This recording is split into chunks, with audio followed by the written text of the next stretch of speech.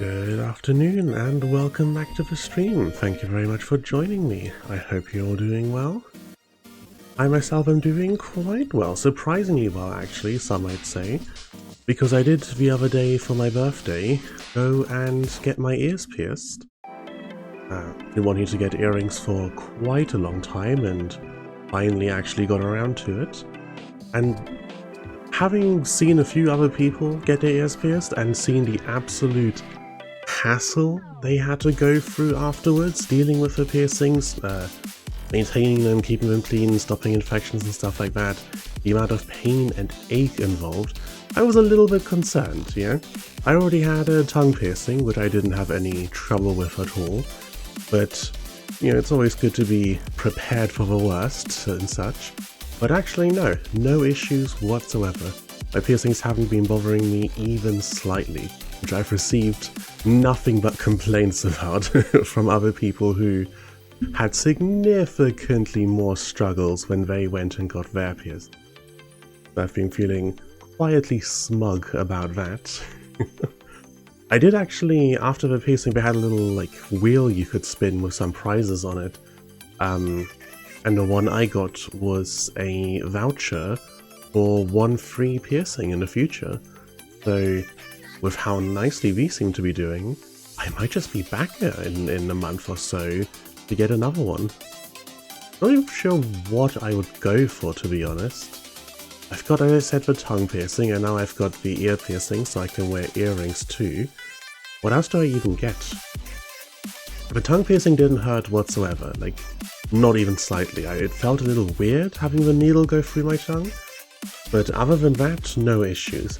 The ear piercing stung a little, and if I wasn't careful not to touch them, then they would ache a little for the day afterwards. But past that, perfectly fine.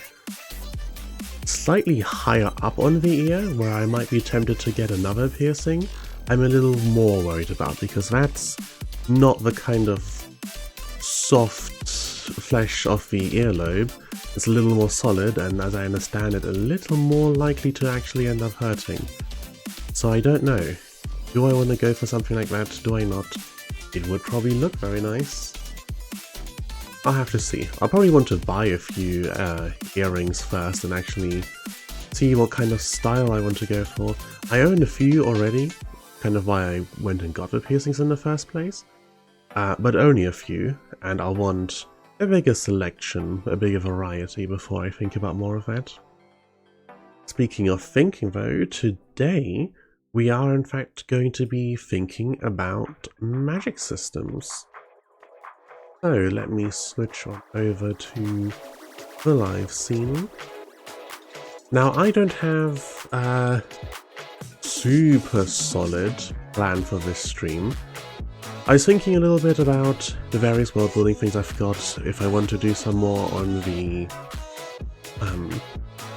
Eldritch Magical Girl thing that I was doing in the last world building stream, or if I want to go back to the kind of classic high fantasy hero party that I was world building, or if I want to introduce one of the other projects that I've got going on in my spare time that I haven't shown on stream yet, and I really wasn't sure. Or if I, do I want to start something completely new?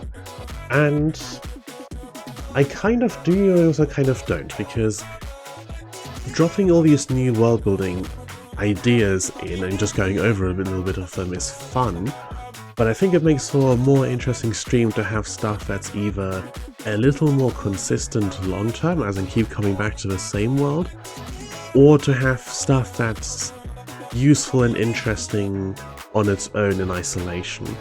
And that brought me to thinking about magic systems, something that I'm thinking about often for a variety of reasons. Recently I've been reading up a lot on the lore in a gacha game I play called Arknights, and how things work in there magic-wise and all the different powers and creatures that exist in that world. I've been thinking about the Magical Girl system and the classic fantasy one as well, and how the magic in those might end up working. Just because for kind of classic high fantasy, is usually very high magic, but usually fairly loose magic, you know, there's not clearly defined rule in a lot of it. It's more like, here are the heroes as powers, they can do these things and not really anything else, and that's how we keep the whole thing balanced. Like, magic doesn't have rules, but these individuals have rules. Which I think is an interesting enough approach for it, and one that I probably want to borrow for the Magical Girl setting, because it is kind of progression fantasy styled, and I expect them to be getting more powerful over the course of the story a lot. So just kind of keeping them in check on an individual level rather than keeping the possibilities in check is the more sensible solution there, especially with quite the variety of different power types and sources we've got going on in that particular world. But all that to say, that what I want to do today is basically write out some kind of prompts, almost, some ideas of what different magic systems could look like, and then just write a scene with the system being put into use. Just a short little 1, 2, 3 paragraphs highlighting, hey, here's this thing. Oh, what was that? We've got notifications over here for some reason. Thought I had put my phone on Do Not Disturb, but apparently not. My bad. I always forget to. I usually remember to, but I do sometimes forget to. Okay, so scenes. Scenes of various magic users doing their thing in various different settings. And just to keep tying things together, let's start off with a Magical Girl setting. So, not to like reveal too much of the background details that might be spoilers later if I decide to write and publish that particular story. How magic, or how I'm in the current iteration, how I'm envisioning magic as an MTG, or no, magic as in magic systems in fiction, in writing. Maybe a little bit inspired by MTG. I do think about that game every now and then when I'm watching videos, and the kind of how the lore is written into the game. You know, the idea that your library is your literal library of spells. It's what you as a player, as a mage, knows and can summon, that kind of thing. But no, I'm not talking about MTG the game. And also, welcome to the chat. Drink Pilk. Oh, that rings a bell. I swear Pilk is from some comedy sketch that I remember seeing. Yeah, so for our first setting, or first system that I'm going to look at, is going to be Do Not Google Pilk. Well, now I want to. I'll resist the temptation, but later I'm definitely going to remember that. Yeah, for the first one, the Magical Girls system that I did have the other day, and actually let me real quick hide this so it doesn't show any spoilers, and open up that other document. There we go. So this is what we were working on before with the Magical Girls and trying to set this up and bringing Elder Chora into it. So my thought based off of this, of what we gone over the last time, was that we have Magical Girls with the core kind of vague, sparkly, power of friendship fueled magic system, where the girl gets some ability, maybe something elemental related, that kind of thing. You know, there's quite a variety of sources to draw from for Magical Girls. I've personally watched a few Magical Girl animes, like Madoka Magica or Tokyo Mew Mew and stuff like that. I've read a few different ones. There's a very good comic that did get brought up last time, Sleepless Domain. And yeah, Magical Girls can basically be themed after anything. And for the Elder Chora stuff, similarly, you can just kind of pick some evil or anomalous effect and go, here you are, that's your power. So what we want to do is basically get a pairing of either complementary or conflicting Magical Girl and horror powers. I think that's probably the best approach to it, either complementary or conflicting, just kind of because of the nature of conflict being interesting in writing. If you have the two power sets be complementary to each other, you can have the... do they come from the same source? No, they'll be from separate sources. So, the Magical Girl powers come from a contract with a familiar. The Eldritch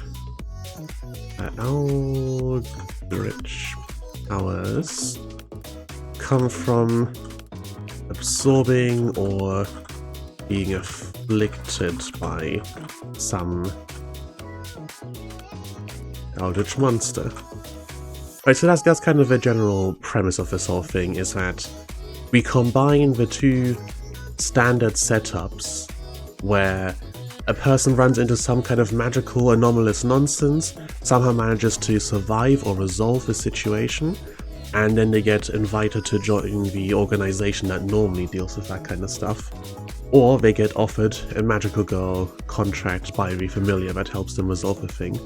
So we kind of just combine the two together. We have someone run into some anomalous nonsense, they're uniquely adapted to it, whether that means that they just don't go mad in the presence of Eldritch powers, or if they absorb something or get otherwise, some entity in their head, and then they also get the Magical Girl contract on top of everything.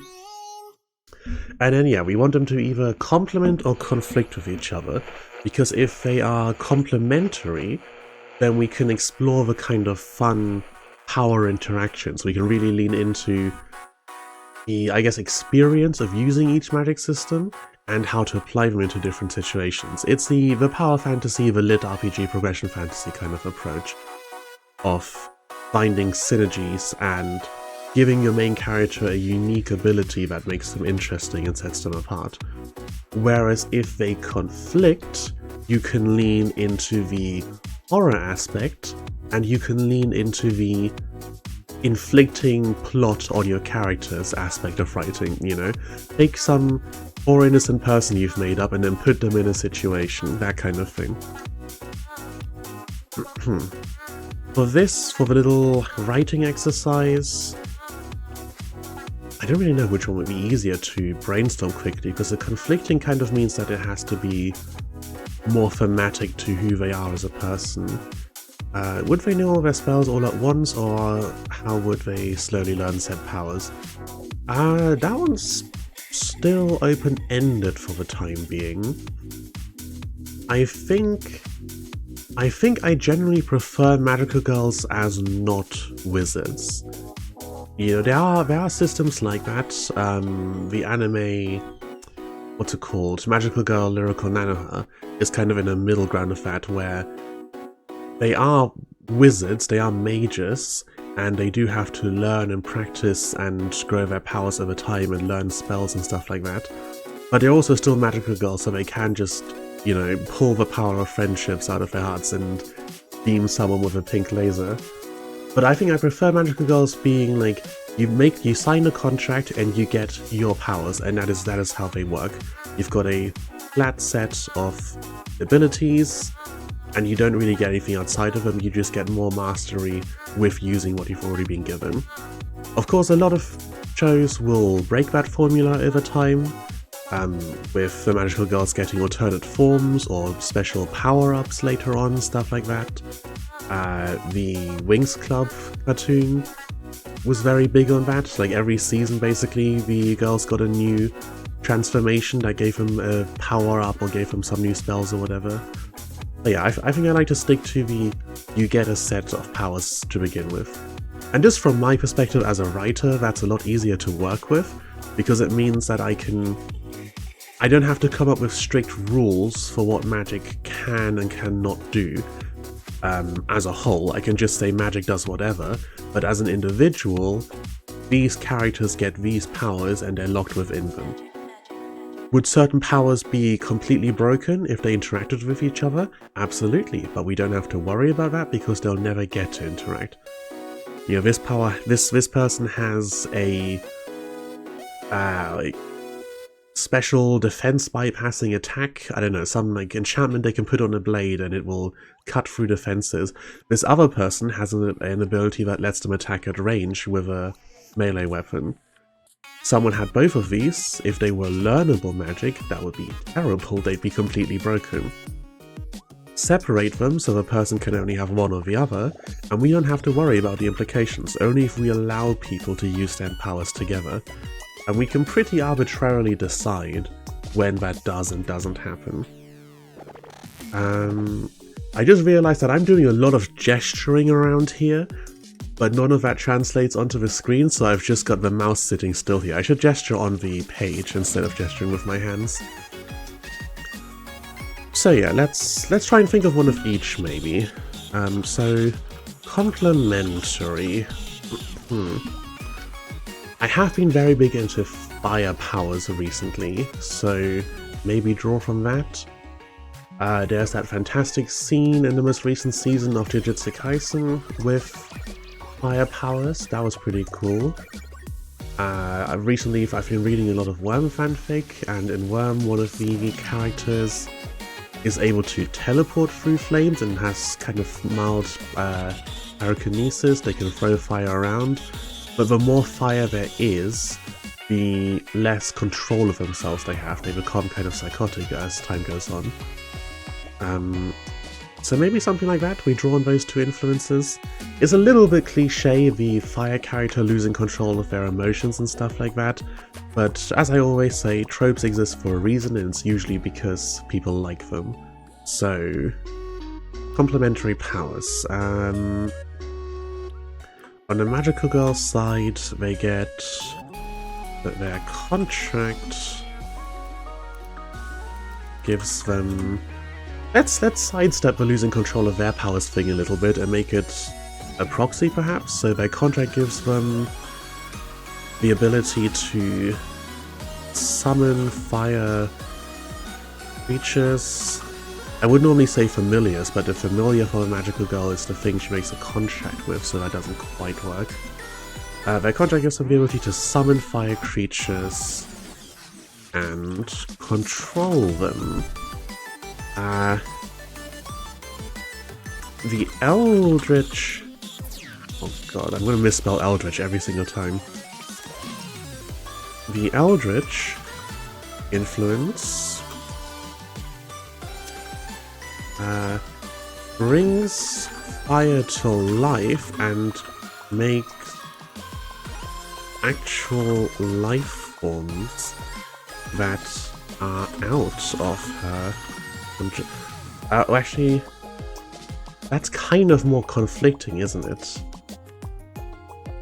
I mean, they're both fire powers, but are they really complementary? Complementary kind of has to mean they help each other rather than hurting each other. So, I'm just curious to tell you that I'm a third grade fellow with my real animation in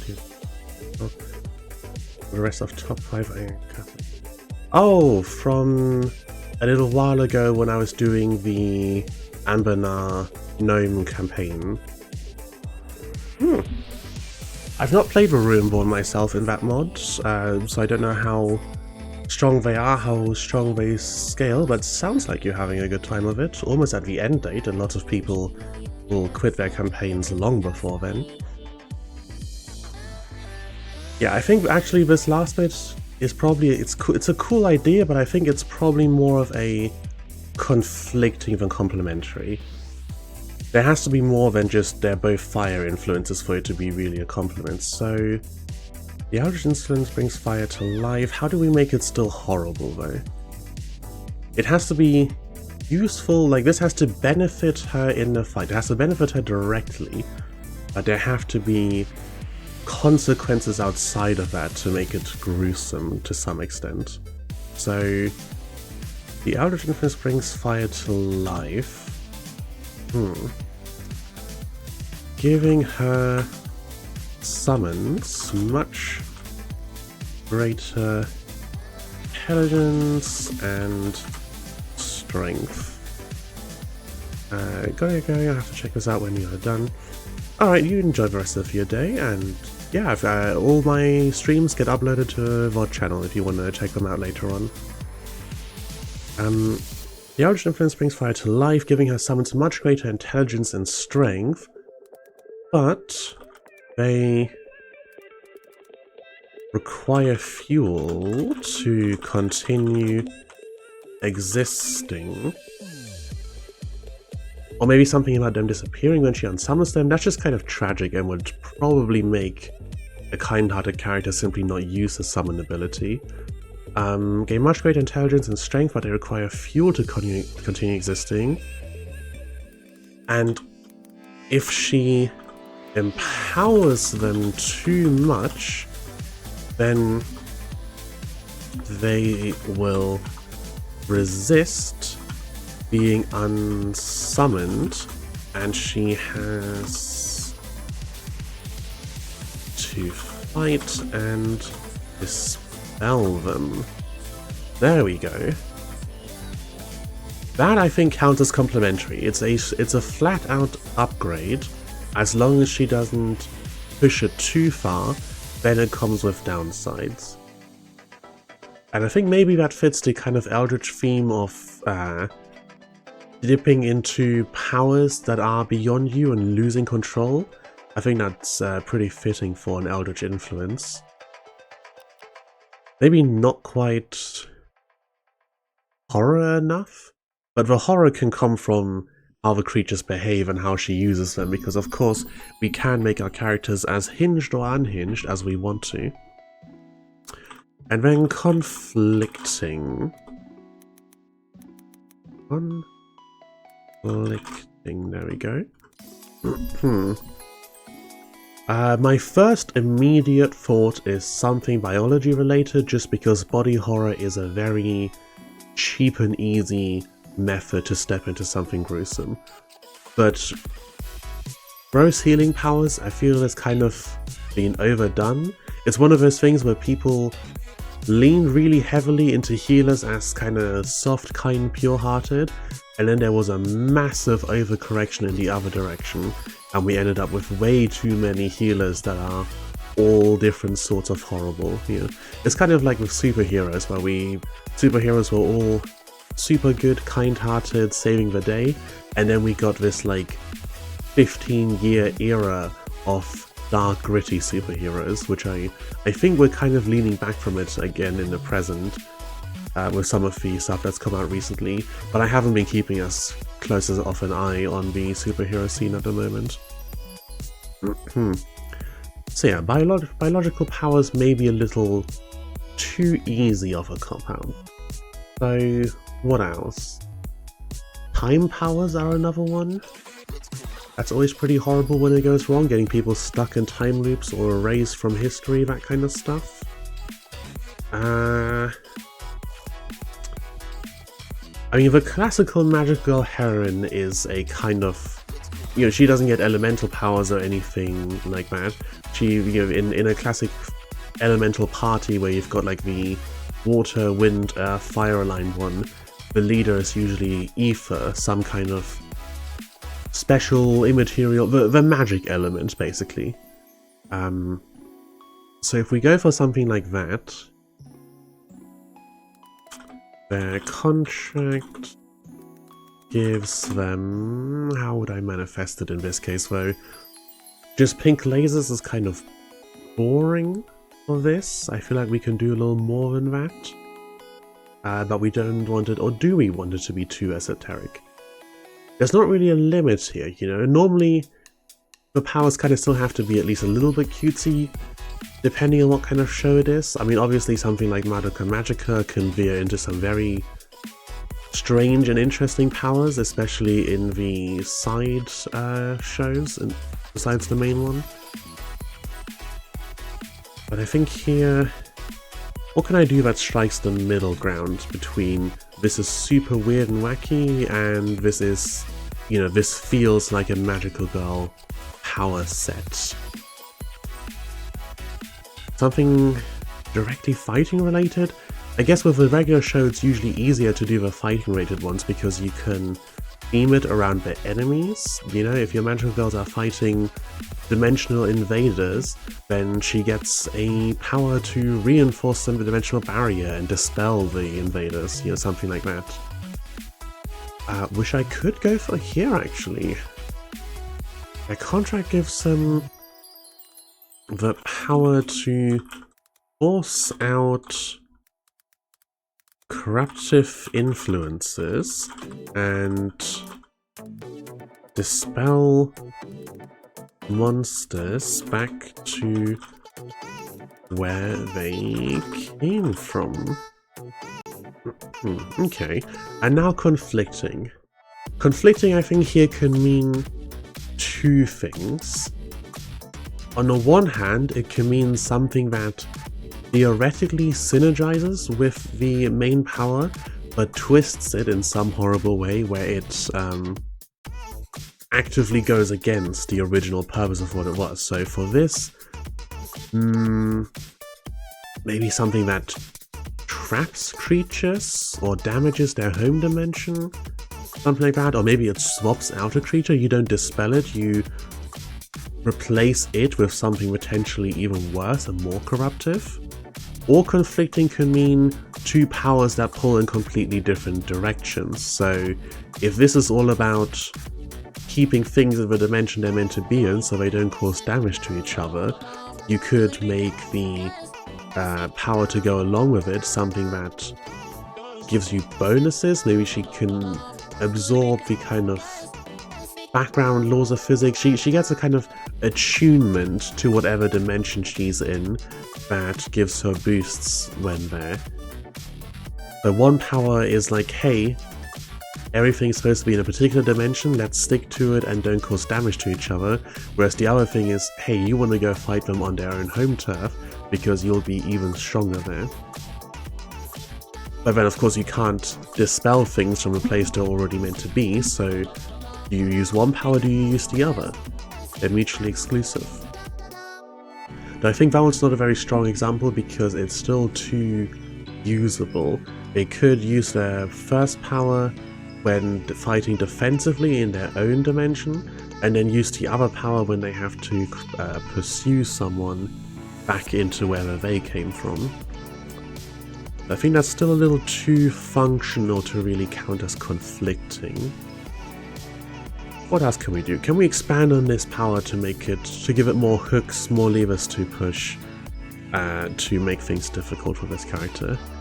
A contract gives them the power to force out corruptive influences and dispel monsters back where they came from. They have an aura that strengthens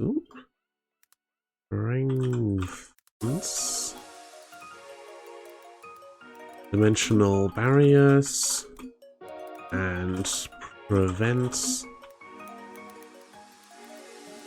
summoning. Okay, that's a little bit more. So we could lean into the corruptive influences aspect rather than the dispel monsters and dimensions aspect. Could lean into having an aura that prevents summoning. Maybe not just something as simple as one that makes summoning easier or encourages creatures to slip through. Maybe something like a beacon, something like creatures are drawn to them. That could be made very tragic if the creatures don't actually have any ill intent. You know, she acts as a beacon, pulling in innocent beings and then has to dispel and disperse them. But again, that's leaning too heavily into tragedy and not into horror, really. And I very much want to lean into less the emotional and more the visual, visceral aspect of things.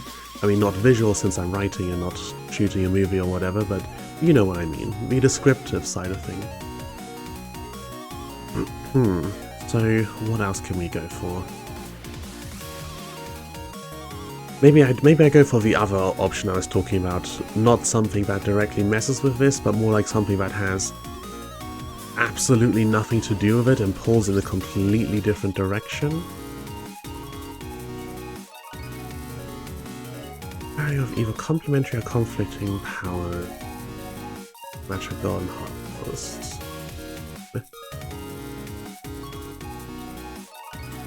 Eldritch powers come from absorbing or being afflicted by some eldritch monster, some kind of encounter with an anomaly. Something like that. I'm not sure.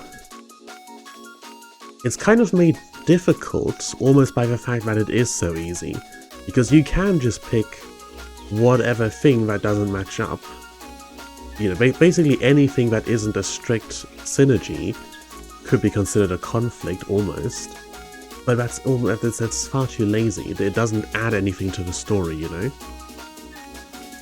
This adds to the story because it will put stakes onto a fight. Is the enemy powerful enough to take the risk of empowering the creatures, knowing that there's a chance that if you push it too far, you'll then have to turn around and fight them after the fight's over, without them on your side.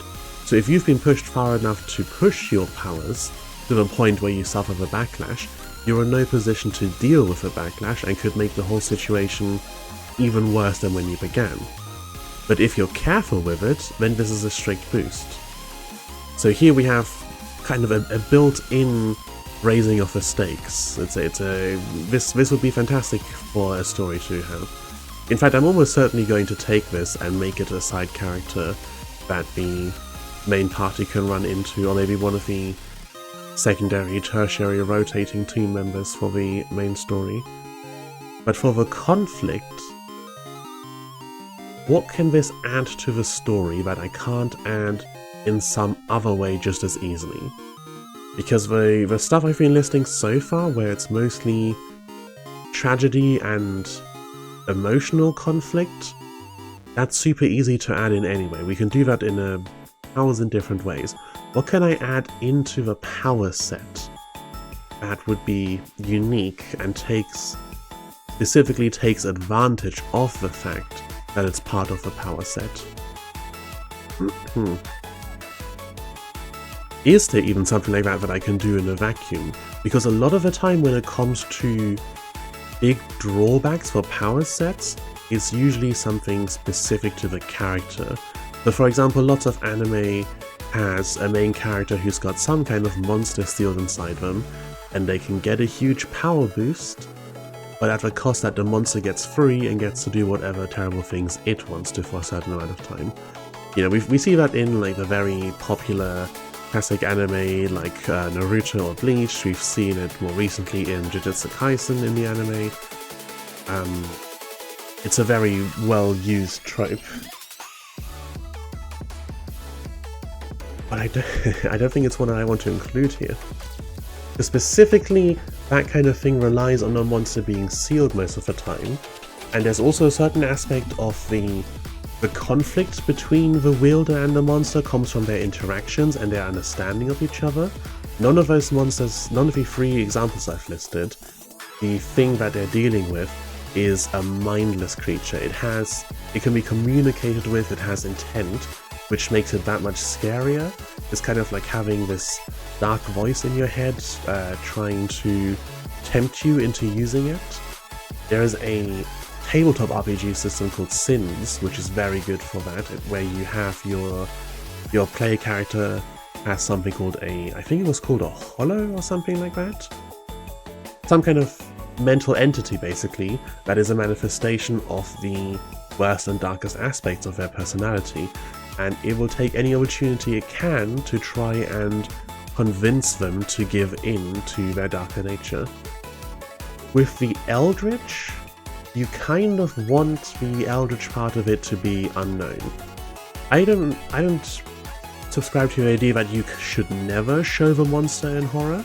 I think there's a lot of cases where it's better not to, or to only hint at it. It makes for a lot of good suspense. But there are instances where it is better to just straight up show the thing.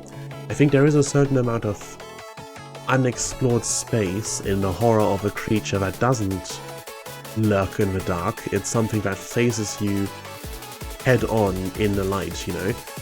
You can escape a monster in the dark by outlasting it till dawn comes, but if a creature comes at you, in the middle of a day on your own turf where you're supposed to be feeling safe, then that's a kind of horror of its own. But for Eldritch stuff specifically, where it's meant to be this incomprehensible outer monster, I don't think showing too much is a good idea 99% of the time.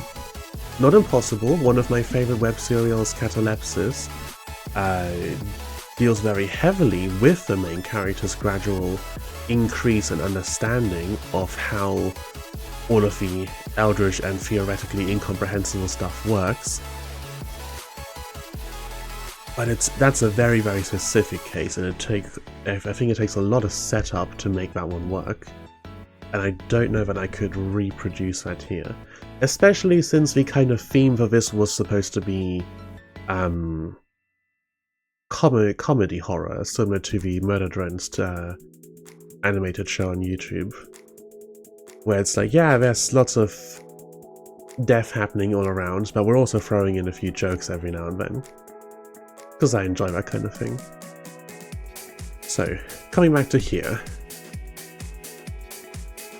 Not too dark, we want to be able to still make jokes and have some lighthearted stuff. We don't want it to be lazy, and we don't want it to be too easily... If it is an entity, we don't want it to be too easily understood or comprehended. What ticks all of those criteria while specifically conflicting with the classic magical girl power where the main girl gets a ability uniquely suited to dispersing of her enemies. Something uniquely unsuited to dispersing of the enemies, something that empowers them. We can't have it empower the enemy, that one doesn't work, because then it's not a power for her anymore. Right, these things still have to be an ability for the magical girl, it can't just be a straight up curse. So things that directly strengthen or directly act against her are bad. Things that have a trade-off, a serious cost to them, work, but if they have a serious cost, they also need to have a serious benefit. Really stumped on ideas for this one. Something summoning related, corruptive influence related. Maybe I come back to what I said earlier, you dispel one thing but at a cost that you're drawing in another? Oh, maybe something Warlock-esque. What if the acts you can take in Dungeons and Dragons is with a outer god, one of those incomprehensible eldritch beings? So maybe her other power is that she can call upon something from beyond to help deal with her problems, at the cost that, of course, that invites its influence inside.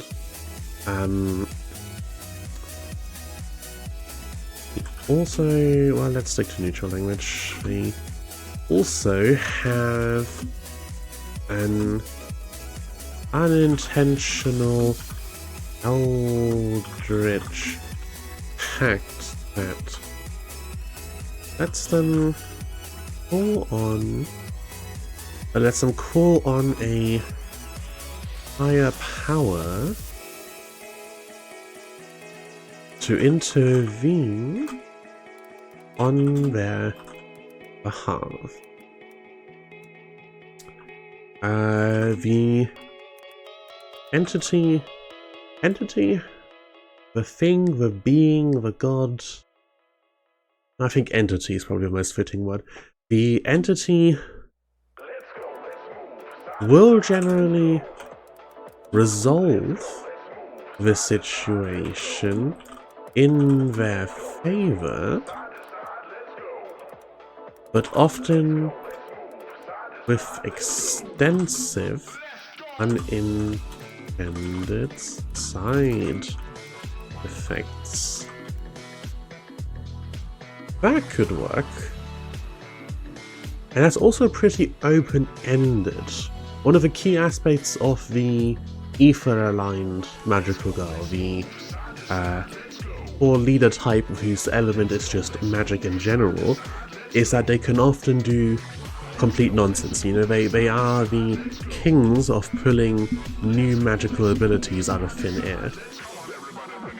So if we do this and we leave things kind of open-ended, that gives us room in a narrative to introduce more powers both from the Magical Girl contract that are beneficial and entirely helpful for them, but also to have the Eldritch entity choose to act in completely unpredictable ways. You know, no 2 times where she invokes this power are going to be the same. You never quite know what kind of effect what kind of consequences and cost you're going to suffer when you use this particular ability.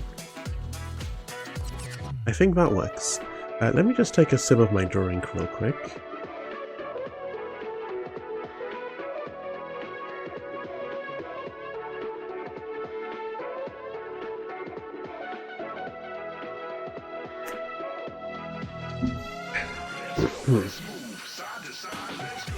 Okay, so with the power set up,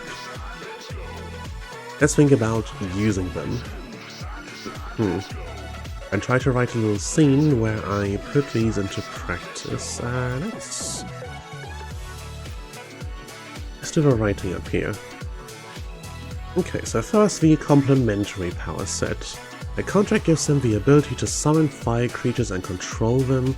The Eldritch Influence brings fire to life, giving our summons much greater intelligence and strength, but they require fuel to continue existing, and if she empowers them too much, then they will resist being unsummoned and she has to fight and dispel them.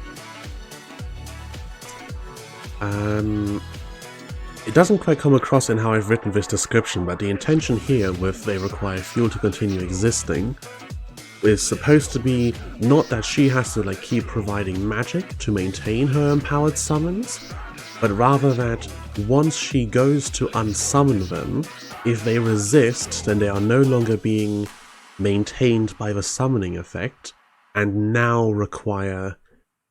yeah, I should phrase this differently.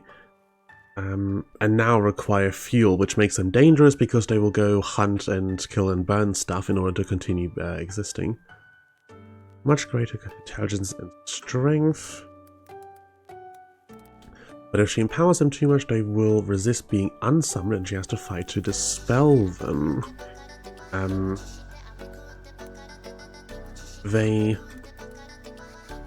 will require fuel to continue existing, so are a threat if left to go free.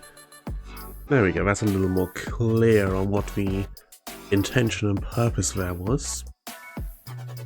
Now then, do I throw names in here or do I just write vague descriptions if I'm going to do a little short snippet with these characters? I always find picking names for characters so incredibly different. I could just go for this really, really lazy thing, so, you know, fire-aligned magical girl, call her Ember, something like that, as a placeholder name. Yeah, that's good enough, that will serve our current purposes.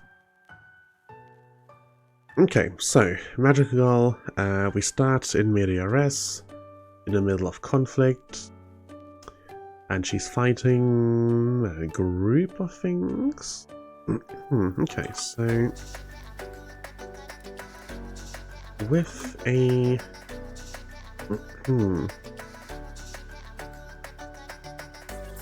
I'm thinking about all sorts of other stuff related to this. How strong are the magical girls? Do they get any other boosts off of their transformations and stuff like that?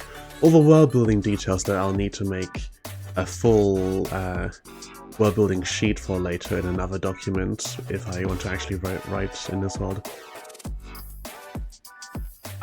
This isn't going to be canon later on. This is just a writing exercise. None of this actually has to stick around for the final word, so I'll just not think about it too hard. As difficult as it is for a, I suppose, slight perfectionist to leave gaps like this, just don't think about it too hard for a minute. Okay, so with a latch and pushed herself to the side. The beam of dark energy narrowly avoided her.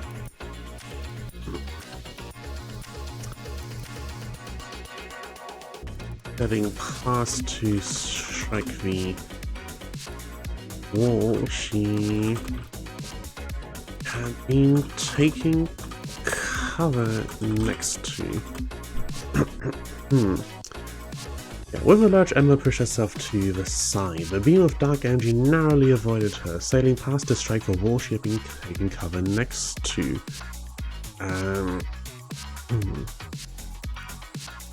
She couldn't make out the monster that was firing at her. The smoke logging the street grown so dense by now that you could barely see a few feet away. I'm undecided still on which is a better approach for when I'm writing on stream. If it's better to say the stuff I'm writing out loud, but kind of slowly, because typing and talking at the same time is a little difficult, or if I should just write and then read out what I've written once it's actually on the page.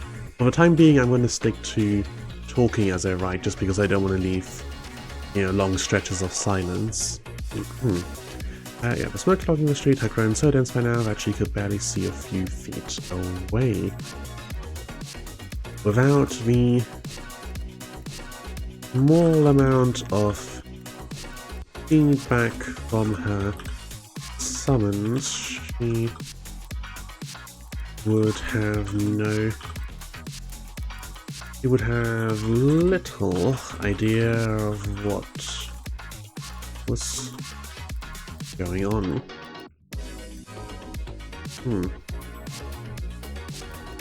As she reached out to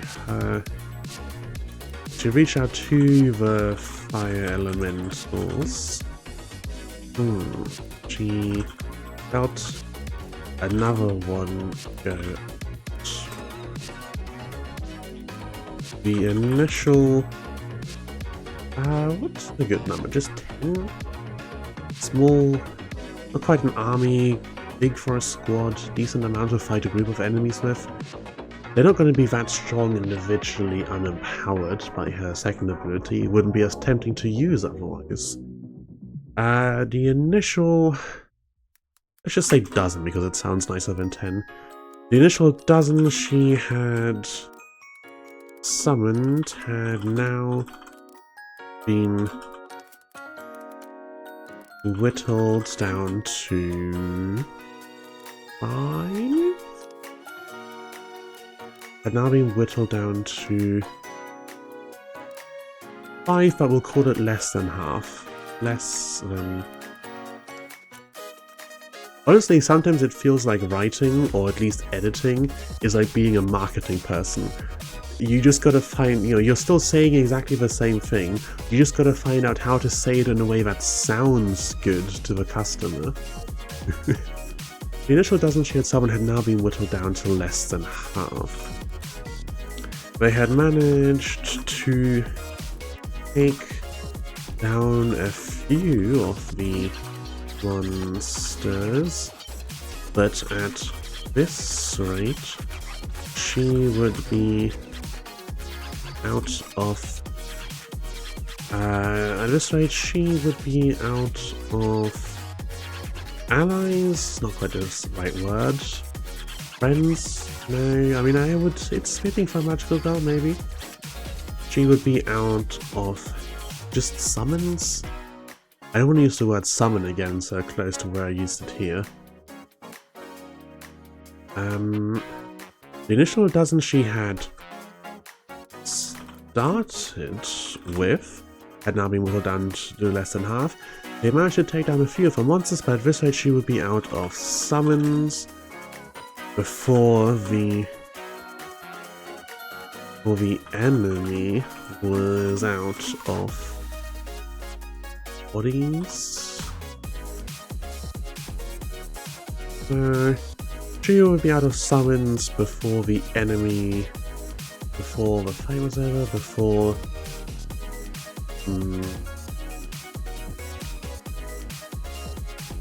at this rate she would maybe not be out of.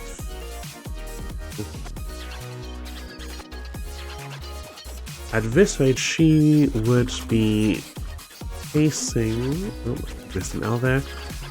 She would be facing the last few alone. There we go. I just said she would be facing the last few alone, and that was a losing proposition, a fool's errand, a poor idea. I don't have a character voice for this character because they've just been plucked out of nowhere. So the prose is very much kind of the authorial voice. Even when you're not writing from the first person perspective and using like I and stuff like that, when it's third person, she, they, character voice still kind of influences what you put in your descriptions, because it will, if you, depending on how you're writing it, sometimes you will just describe the things that the audience is supposed to see to set the scene, but often you will describe what the character interacts with and notices as they go into a place, which means that even though you're not writing the prose in their voice, because it's not their own thoughts, you still write prose that is influenced by how they perceive things. You can still show character voice through how you describe things, what kind of language you use. So this, for example, this is going mostly off my kind of language. If this character had a different... if this character had an established voice, for example, and they were a very analytical person, I might use some longer words, some more technical language to describe the surroundings. If they were, the polar opposite of that, I might focus less on troop numbers and tactics, and focus more on how she's feeling and the sensation of the smoke, the heat on the street, her being exhausted, stuff like that. But yeah, without a character voice, I just kind of gotta go by vibe, I guess, on whether each particular word fits. So, and that was a fool's errand. Doesn't fit the vibe. Doesn't fit the vibe at all. This way she would be facing the last few alone, and she was not. She'll be facing the last few alone, and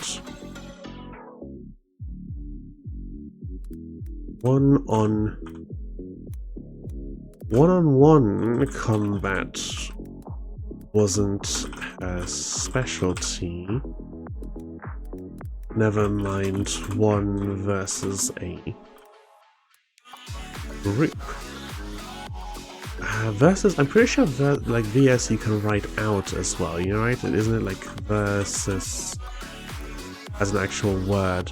I'm not sure what the etiquette prose-wise is on whether you can use a shortening or if you have to use the full word. But yeah, and one-on-one combat wasn't her specialty, never mind 1 versus a group.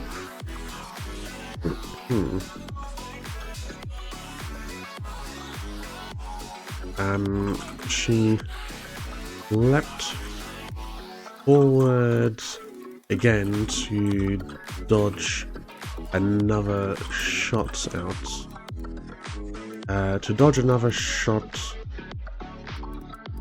emerging from the... not emerging. She leapt forward again to dodge another shot. What's a nice synonym for emerging? One that fits here, not emanating. It's escaping? No, because it's coming towards her. To dodge another shot.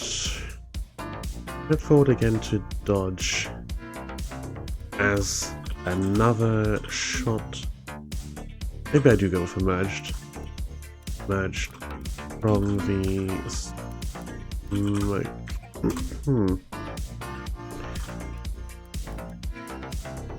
The edge, oh, not scorch, the edge, the edge of the dark bolt ate at clothes and left the fabric frayed. She's yet to take a direct hit, but looking at the scorched concrete and the scorched concrete and I don't use eroded again. Scorched concrete and fragmented, crumbling and crumbling metal around her. She had little doubt of the damage it would if it actually hit him. There we go.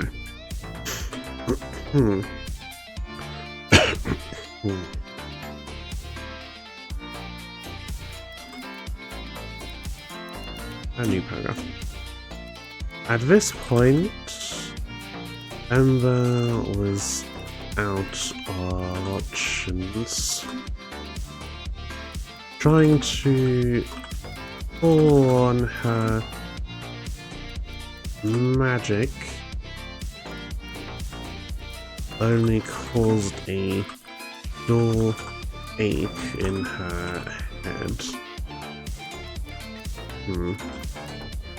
She had used a lot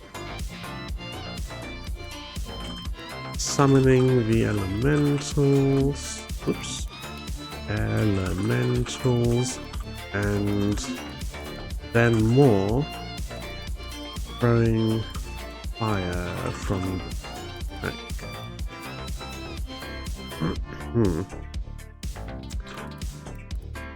You could manage a few more small flames, but summoning more was beyond her.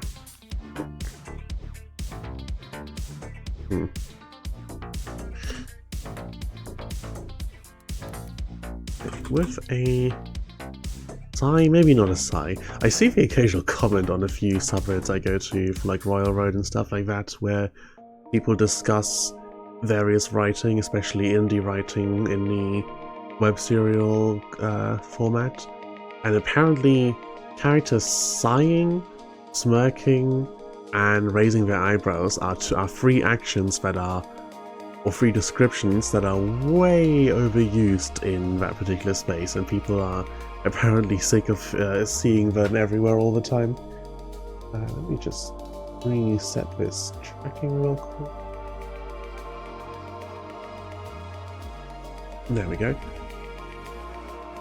Okay, so maybe not with a sigh.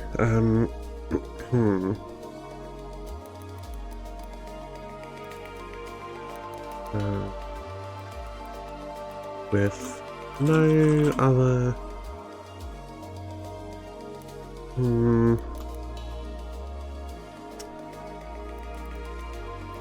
There were too many enemies to run, even if she sacrificed the elementals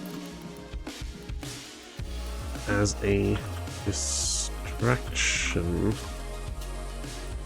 With a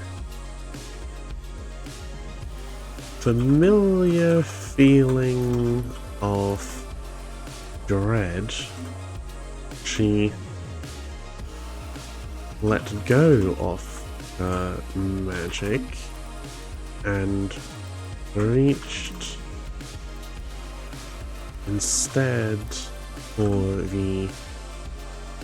the darker, maybe not darker if we're going with a fire theme, but I want a mental image of the Eldritch power to be consistent with that kind of perception, with the way that she imagines the powers.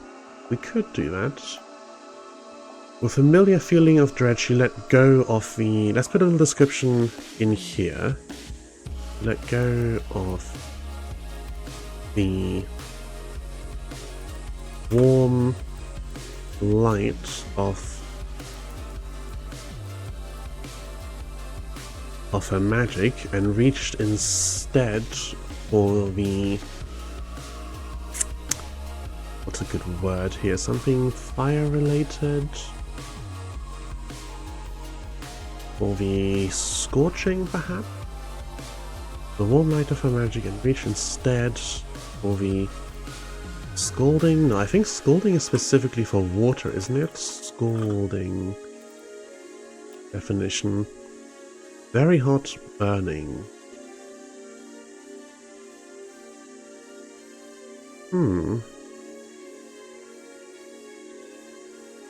It looks like it's used specifically in a liquid context, but does just mean something hot?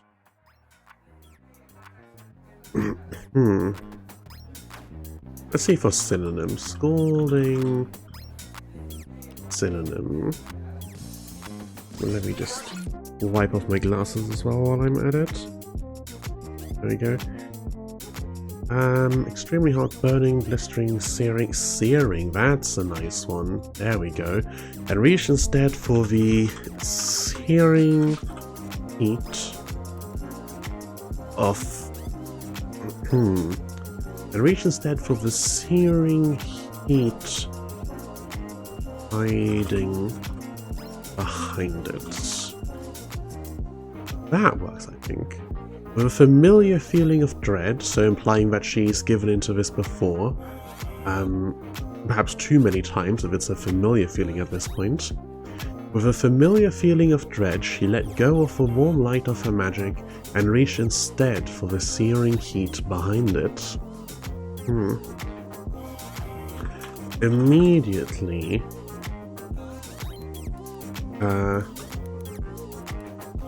surroundings came into sharper focus.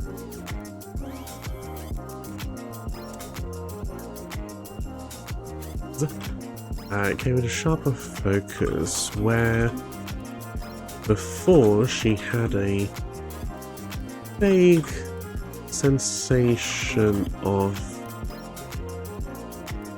her elemental's position and what they could sense. Now it was as though every flame was whispering to her.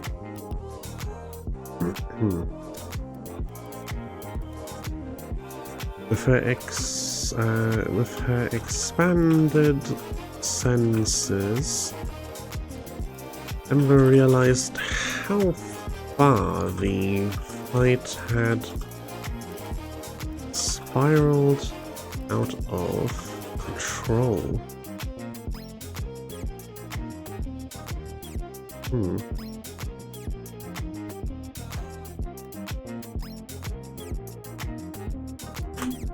Yeah, with her expanded senses, Ember realized how far the fight had spiraled out of control. There were fires burning for 2 streets around her. She must have passed a corner at one She must have turned a corner at one point without realizing how far she had traveled.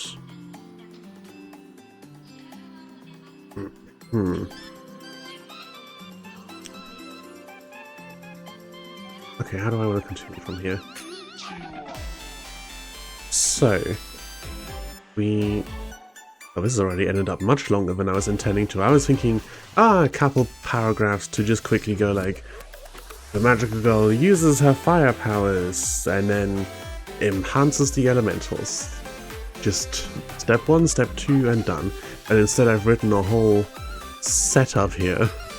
Okay, so we establish, there's a little place here, we establish kind of what's going on, that she's in a fight, she's losing, she's got her elementals around. At some point the fight has moved beyond its initial area and she didn't even realize, and now she's pulling on the Eldritch stuff to try and stop them. Now, does she realize how bad things are and she still feels bad about this and only reluctantly, slowly empowers them? Or does she fully lean into it and really pour some power in here? Either will work, just because this whole writing prompt was kind of fairly vague to begin with, you know, where I basically just wanted to go, hey, I'm gonna put some magic systems on here and then do a little writing exercise with different magic systems to see how different ones feel to write for, basically. But I kind of want to discover as I go along what I choose to put in here, rather than letting the initial prompt, rather than letting the overall prompt control it. Which does make this kind of stuff a little more difficult. I know some people like to just sit down and go, okay, I've got an idea, now let's write. But I'm usually better off with a kind of design document, a vague plan at the very least. It doesn't have to be very detailed, it can be a very rough outline, but there does have to be an outline for me to really get anywhere in the long run. So with her expanded senses, Emma realized how far the fight had spiraled out of control. There are fires burning, the 2 streets in every direction. She must have turned a corner towards at some point without realizing how far she had traveled. And let's just say without realizing and cut for the next bit. Yeah. She must have turned a corner at some point without realizing.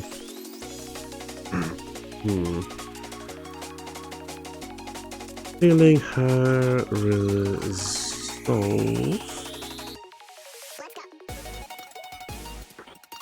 Write this. Not stealing as in theft, but stealing as in hardening her resolve.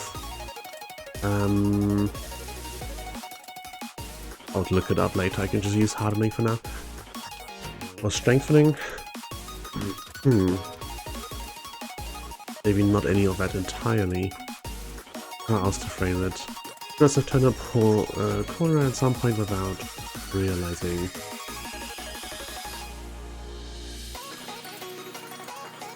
If the situation was that far, or not that far out of control, there we go, not if, with will be better.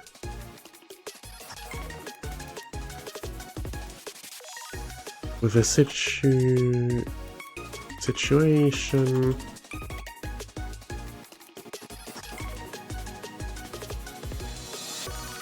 the situation that bad, there was no more room for holding back. Her mind focused on the more frightening aspect of her powers and pulled deeply on. Might focus on the more frightening aspect of her powers and pull deeply. No, let's not use powers here. On the more frightening aspect, might focus on the more maybe not frightening either. We described it earlier as let go of the warm light of her magic and reached instead for the searing heat hiding behind it. Her mind focused on the...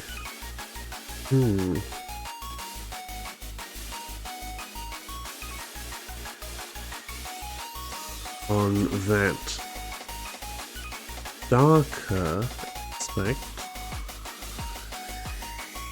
and pulled deeply on the well of power it offered. There we go. We don't have to state again directly that she's reaching for that other power bit, it was just in the last paragraph. The reader won't have forgotten that quickly. Yeah, her mind focused on that darker aspect and pulled deeply on the well of power it offered.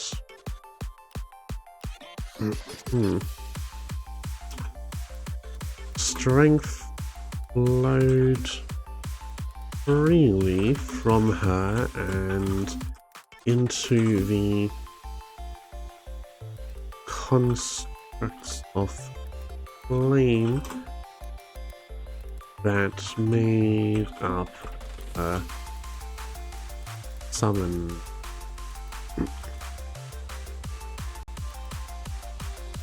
She tried her best to focus on directing them as they grew in strength, but she could never quite block out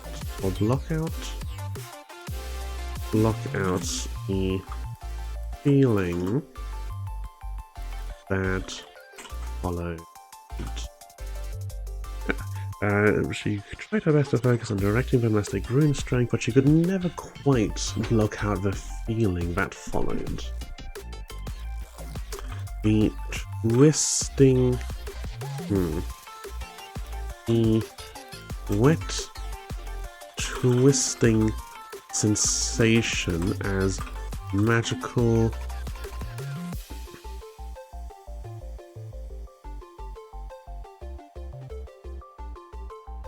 A magical, not construct again, into the... Do I change the use of constructs earlier, or do I use a different word here? Flavor free from her and into the... Let's change this to bundles. Bundles of flame that made up her summon. Wet twisting sensation as magical construct. Morphed, twisted, mutated, all suitable words. As magical construct grew and twisted into living flame. The no, that doesn't need to be changed. Wet and twisting sensation as magical construct grew and twisted into living flame.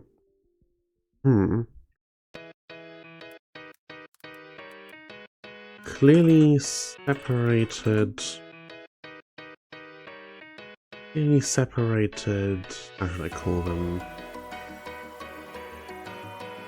Kind of limbs of an elemental. I'm imagining it as being a kind of obviously artificial thing, like, you know, a small, vaguely humanoid fire creature whose internals, if you can see the magic, are, you know, like articulated joints made out of magic circles inscribed into the flame, that kind of stuff. But how to describe that? Maybe just by describing it directly, just as I said it. Joints and limbs of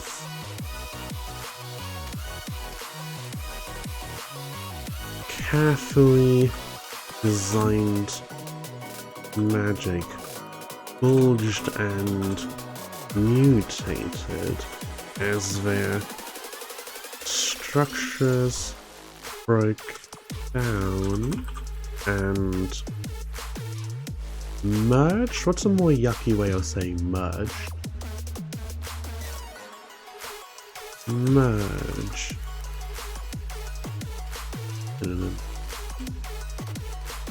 Joint, amalgamate, consolidate. Amalgamate is good.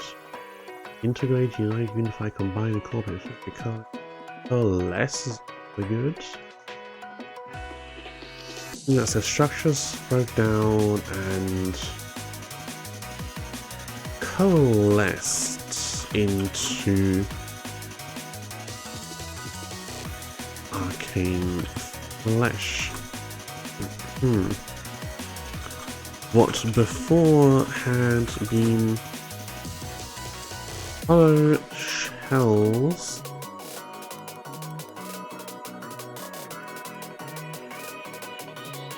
slowly...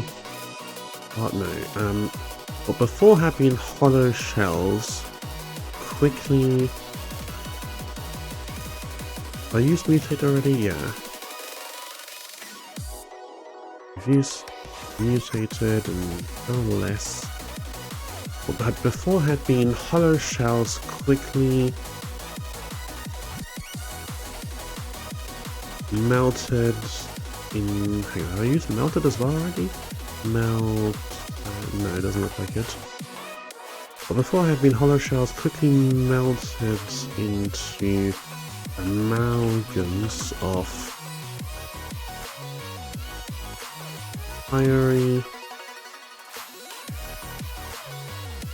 what other word to use here? Something that evokes the image of flesh but isn't quite it. What before had been hollow shells quickly melted into amalgams of fiery viscera.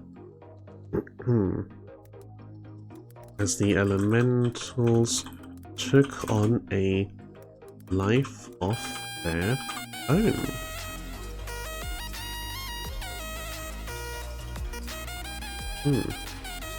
And then the next bit is them moving around and fighting and etc, etc. But I don't think I need to write out this entire fight scene. We're gonna be here for a while if I go that deep into it. So here we are. In review, basically, a magic system like this, where it's fairly vague, ill-defined magic as a system, but pretty narrow in regards to what each individual magic user can do, I think offers you a lot of opportunity for describing things specifically as how they experience it. You can do that in any system really, but I think the more formalized, the more scientific the system is, the less of that personal experience really fits into there.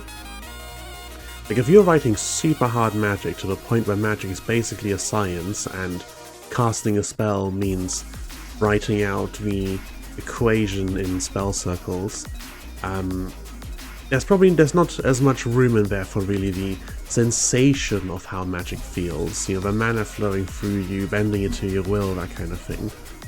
Whereas this, you can really focus on how does it feel to her to be using these powers. I have more to say on this, but it's all more to say in the context of other things, so maybe we quickly move on to thinking about another prompt, and then come back and compare later. I'm not going to write out the... excuse me.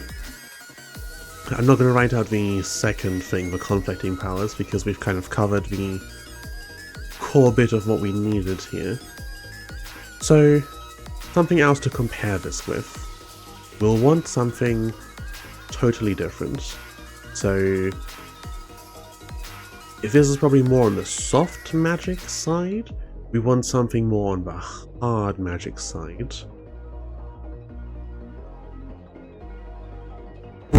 There is an idea I've seen in a few places, specifically on a YouTube channel, The Magic Engineer, who's got some interesting thoughts on magic building, about expanding on Brandon Sanderson's hard-soft magic idea, and instead of having it be a spectrum, have it be a kind of grid with two axes, on one of them being hard versus soft magic, and on the other axis being rational versus irrational, where it's basically hard magic is all about the rules and details, whereas soft is very open-ended on how actually things work, while rational versus irrational is about how much you can infer what else is possible based on what you already have. So for example, superheroes like Superman are fairly hard magic, all things considered, because you do know the exact rules and limitations to a certain extent. Obviously, comic books, the powers change all the time and the writers pull stuff out of nowhere. But you generally speaking know what Superman does. You know he's got super strength, he's got very fast flight, he needs the light from a specific type of star to recharge, and kryptonite cripples him. But it's also entirely irrational in the sense that if you know Superman has super speed, strength, and flight, and you've never heard of Superman before, you're not going to guess that he's also got laser vision. One does not follow on from the other whatsoever. This kind of system, I think, falls under probably more towards the hard side of things in general, because you will know what each individual's particular powers and limitations are fairly well. But I don't know about rational versus irrational. On a case-by-case basis, if this magical girl were to gain new powers, they would fit into the theming of her powers, and they would make sense, but you couldn't necessarily guess what they would be. And across characters, you would have no worldly idea what's going to come next, you know? They're all going to have unique powers that are entirely special to them, and you can't use the rules of the system to predict what the next character is going to like. So in that regard, a fairly irrational system. Don't know how I would actually rate it overall in the long run. I think, as always, there's refinement to be done in the discussion of hard versus soft magic. I know a lot of people lean pretty heavily towards one side or another, when really most systems will have aspects that are on multiple places of the scale. You know, for example, to use the originator of the terms, Brandon Sanderson, and the Adamancy in Mistborn, you have a very hard system there in the sense that you know exactly how it works, that they need to burn metals to use the abilities, they can push or pull, each person gets one particular thing they can use, very straightforward. Could you, knowing that, for example, you can push and pull on metals, very intuitive, the powers are metal-based, then guess that you can push and pull on emotions? That doesn't quite check out, you know? So in that regard, is it a rational or irrational system? Hard to say. Let me take a sip of my drink real quick.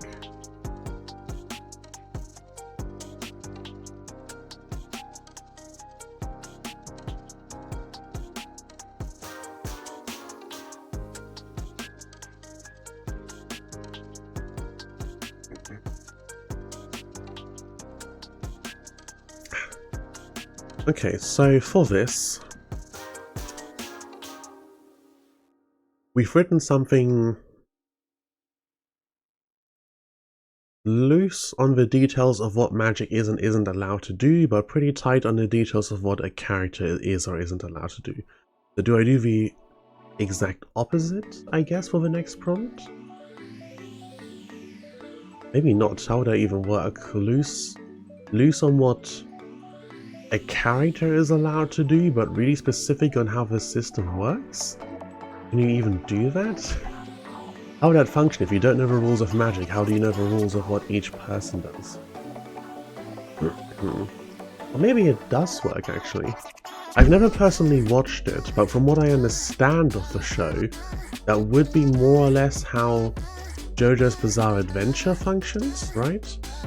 Because as far as I know, there isn't like an overarching explanation for what stands are or where they come from, or if there is, I have never come across it. But the entire premise of all that show's fight scenes is that how each specific stand works is super specific, and you do know exactly what their limits are, and that's what makes the whole thing so interesting, seeing the characters use those super specific limits. In terms of less of a telling you the rules and more of a world building perspective, the anime A Certain Scientific Railgun also does that, where we get an overview of, you know, here is the theory, the in-universe science behind how Espers work, but what each individual Esper can do is basically up to random chance, because Esper powers work by inflicting your views onto reality, by bending, you know, by bending how the laws of physics work into complying with how you think they should work. That's a very simplified explanation of it, but it's more or less how the anime functions. So something like that. I think in terms of actual practical expression, as in how it looks and feels to a reader, those two are more or less the same. Like if I look at A Certain Scientific Railgun, I look at what I've written here, both of them are systems where how the actual powers work, how the magic works doesn't matter, but the details of what each character does matter a lot. So maybe I'd be better off just going for something that's very different in tone to what I've already written here. Not something different in tone that would be fun and easy to quickly write something about. A magic system, so maybe something classical, occultic, scholarly magic,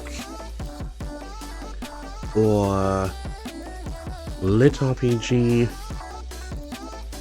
run by a system magic. That's already two interesting ones. Give me a moment. Oh, the weather's been cold, so I've been dressing really warmly, and then I take a sip from a cold, refreshing drink, and that makes me drowsy. We are an hour and a half in, so take a moment to stretch. It always helps me wake up a bit.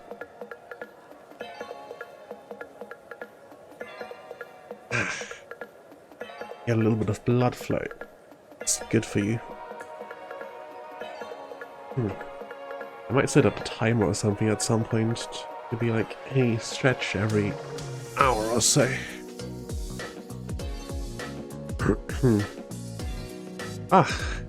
That's a little better. Okay, so classic occultic kind of scholarly magic, a lit RPG run by a system magic. What else? Low magic. Everyone can access the same. Oh goodness, I've lost the ability to write temporarily. Yeah, low magic, everyone can access the same. That's also an interesting one. I always like to make magic systems that are very unique to the individual, where every person gets their own special different powers, or even if everyone can learn magic, magic is such a broad, varied subject that everyone can choose to specialize in a different area of it and essentially gets completely unique powers. Yeah, this kind of low magic, or the magic system where everyone has access to the same basic things, not something I've ever really experimented on. Which is kind of funny, because a big chunk of the discussion around magic systems, of course, comes from Brandon Sanderson, and Allomancy is essentially this. There's only a handful of powers, and not everyone gets access to them, but they're not... they're fairly low strength powers overall. Not, reshape the landscape back in the city kind of magic. Yeah, maybe I should write something like that for the next prompt. Low magic, but everyone can access the same. Okay, now just casually quickly come up with an interesting prompt for a magic system like this. Something that we can work with here. I mean, the manipulation of things is an easy one, like ending from Avatar, you get one of the 4 elements and you can move the thing around if it's near you to be moved. Looking around my room, seeing if there's anything laying around that I can use for inspiration. No.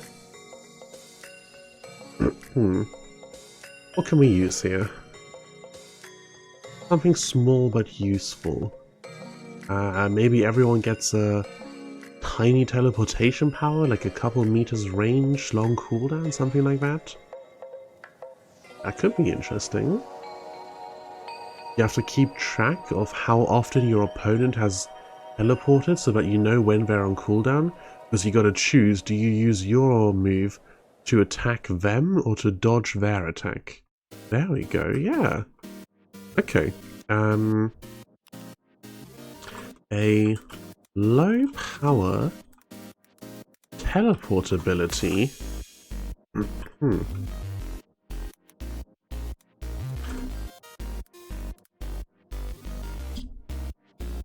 Oh goodness, I really don't know what's come over me all of a sudden. Like when someone else yawns and it sets you off, except I've yawned and then now it's just repeatedly setting myself off. This is terrible. I probably also just haven't slept enough in the last few days, but meh, we're not gonna let that stop us. So, a low power teleportability. The ability has a range of, say,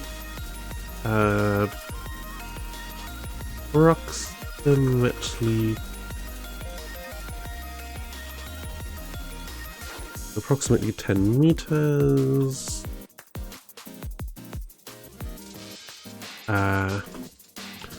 The ability has a range of approximately 10 meters. It has a cooldown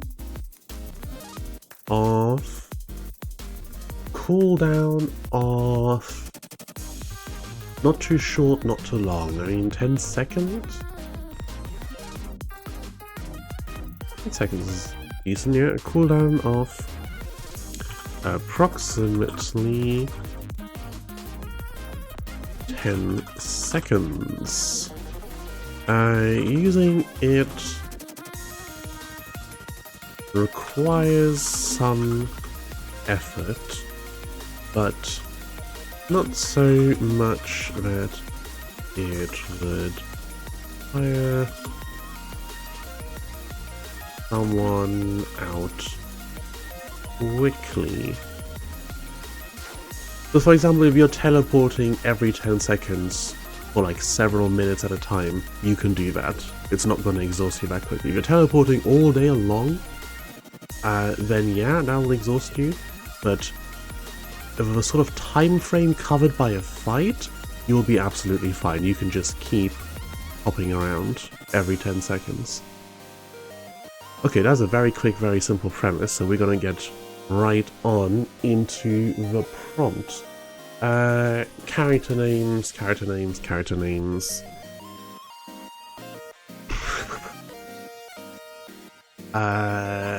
I need like two guys. Two guys are having a fight. Name generator. Try to reject all of your things. Real names, Europe, and I'm going to use English names because that's what we're speaking. Okay, Braden, no. Lynn? Okay, some of these names I do question. Hamish, I mean that's technically a name, but when's the last time you met someone called Hamish?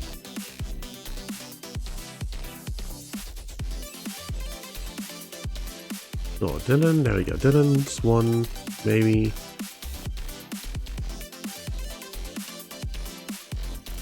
Otis? I feel like Otis is more of a American name, really, isn't it?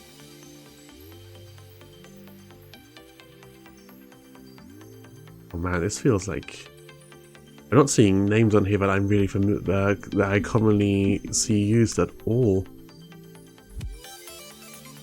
Okay, Tom and Dylan. The least magical sounding names I can possibly imagine right now. Alright, Dylan crept... Dylan kept low as he crept forward.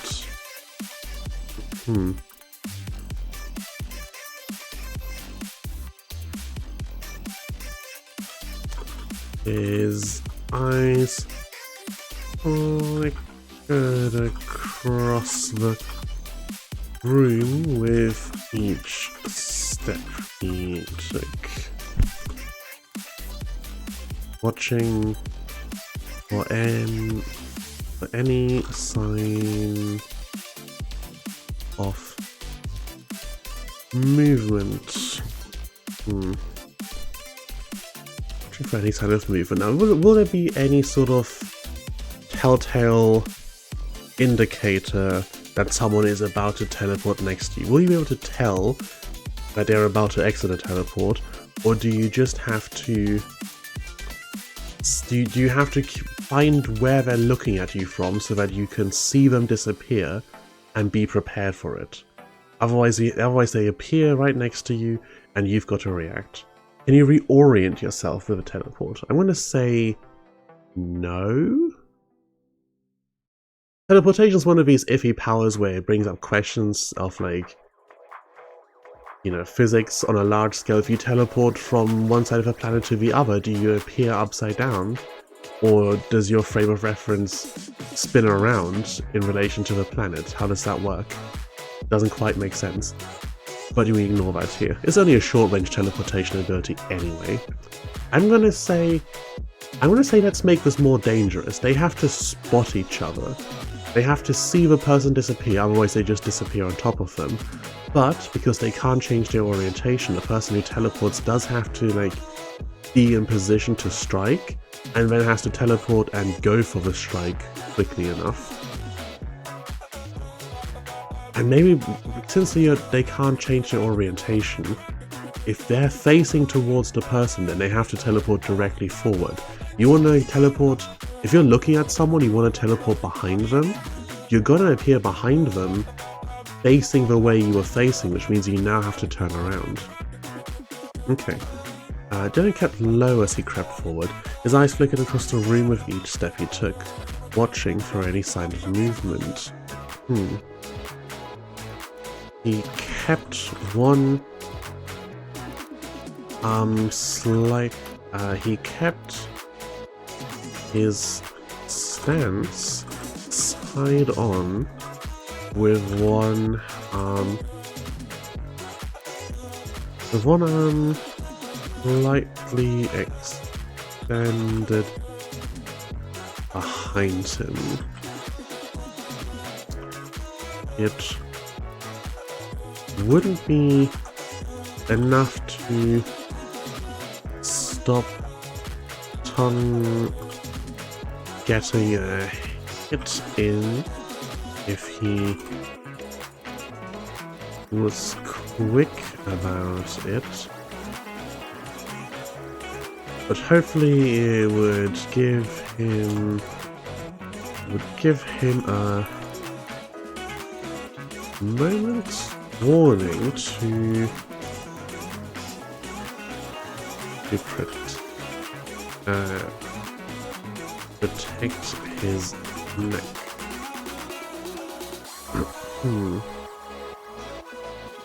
Yeah. Probably would give him a moment's warning to protect his neck. The two had been through plenty of fights, and he knew. I've just kind of, after picking the two names, Tom and Dylan, and going, okay, two guys, low power teleport abilities, there's a low magic setting.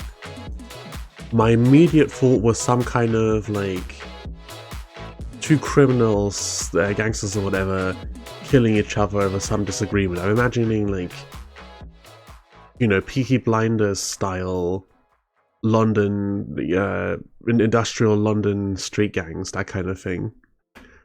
The two have been through plenty of fights, and he knew how to put this into words.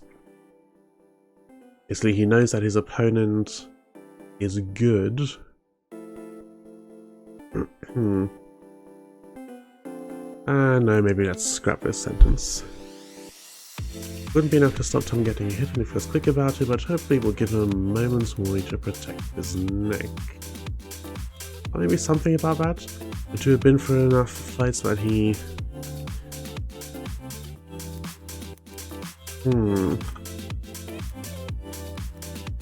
They'd known each other long enough that he knew that he knew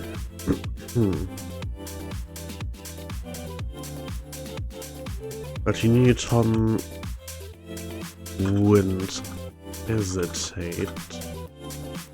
Not now that it had come to this. There never was any...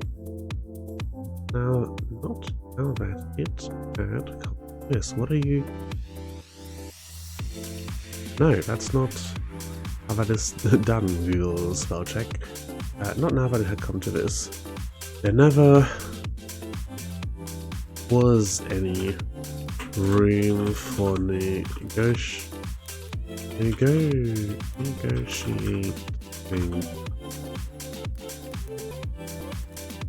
with Tom.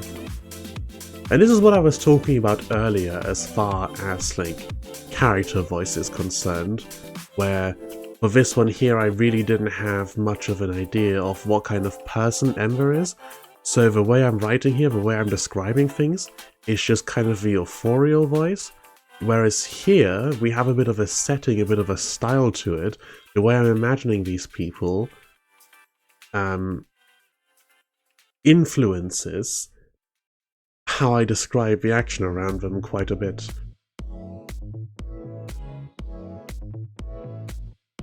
Like, this kind of sentence just simply would not fit in for this kind of character. Yeah. They know each other long enough that he knew Tom wouldn't hesitate. Not now that it had come to this. There never was any room for negotiating with Tom.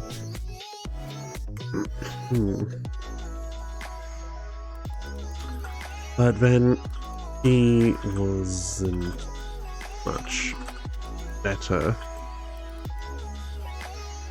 They had both come here armed after all.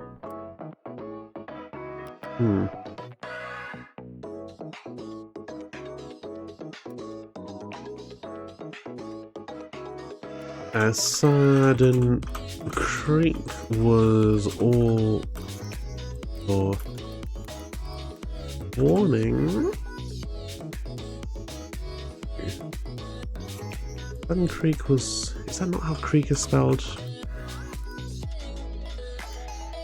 Surely it is. Yeah, the sound. Sometimes the spell check on this is incomprehensible. A sudden creak was all the warning he got.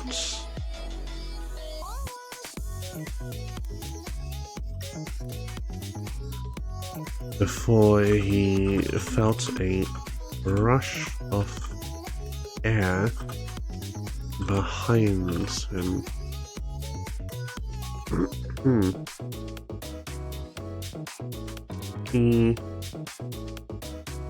Do I use lurched again here? I mean, I've used it before in a completely separate story, so it doesn't really matter. But I never like to use descriptions like that repeatedly when I'm doing my writing. Sudden Creek was all the warning he got before he felt a rush of air behind him. He barely managed to start ducking his head before a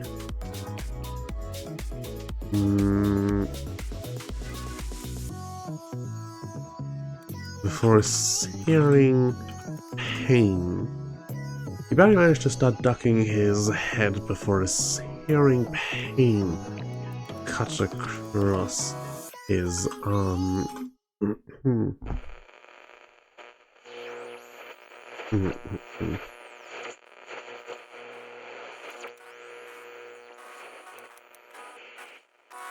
With a...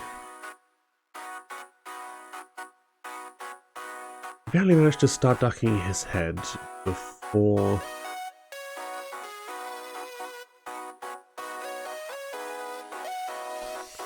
How do I rephrase this? I want it differently.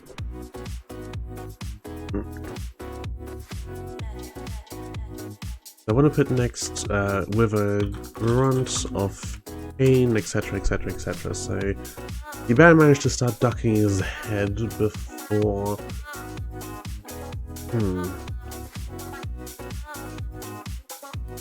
Pain...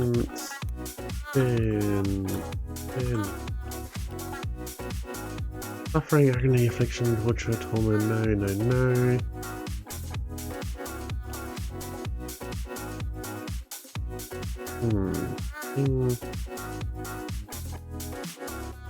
No, nothing like... Pain is really the only applicable word. He barely managed to start ducking his head before he felt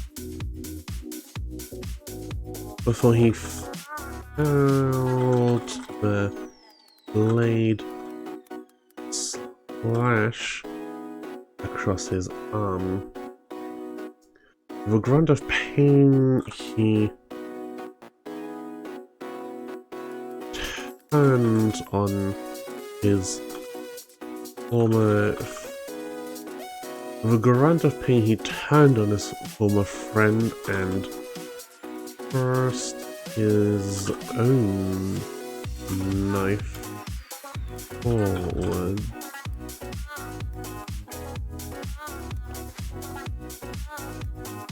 Tom was already back. The blade went wide as Tom was already backing away. He moved to put a desk behind him and stared Dylan down with a grim expression.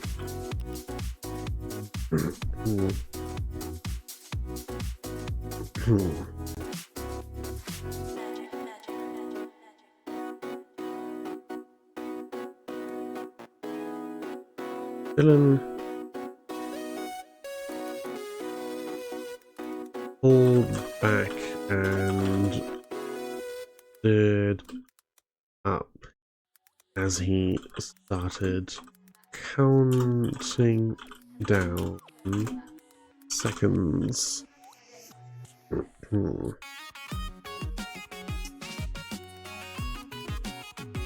He ran his hand along his arm, feeling the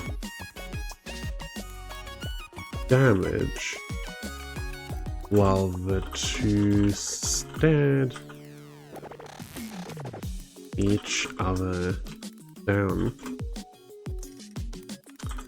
The cut was fairly deep, but hadn't hit anything important. I'm not super well informed on every last aspect of biology, but I'm fairly sure that there are at least a couple big blood vessels in the arm. I know there's the one on the leg that's like right on the inner thigh, where you'll bleed out from pretty quickly, but I'm pretty sure there is also a similar blood vessel on the arm that's not equally dangerous, but still very dangerous. Cut was fairly deep, but hadn't hit anything important. There's also tendons and stuff in the arm, so you can still move it, is what he's establishing here.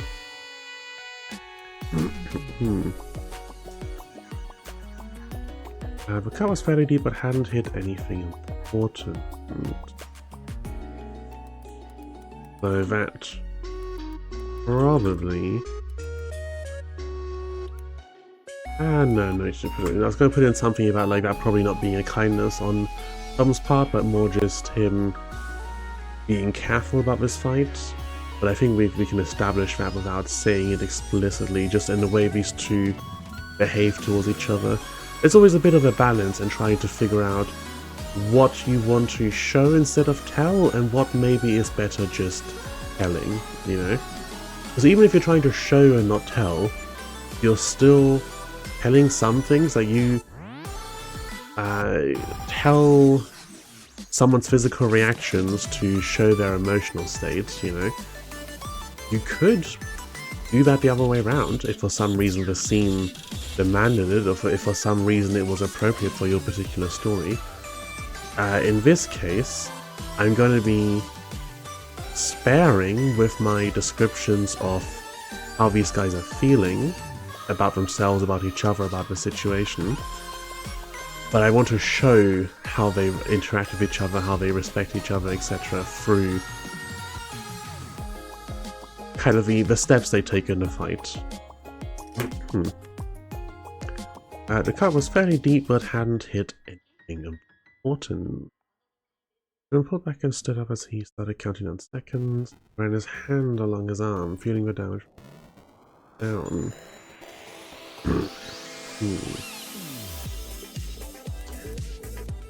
I think I will explicitly state what he's thinking strategy-wise at the moment.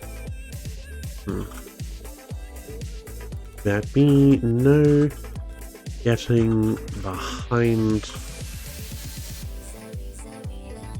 Tom with the desk in the way, even if he didn't.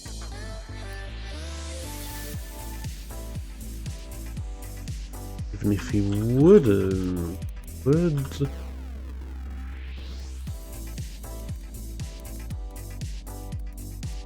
Oh my god. Wouldn't need to turn around after teleporting. He couldn't get a good angle from up on the desk. He couldn't get a good angle from up on the desk.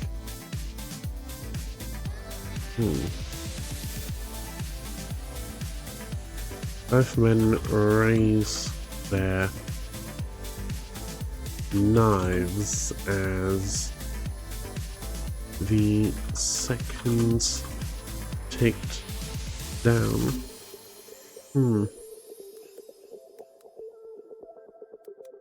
Dylan dropped. No.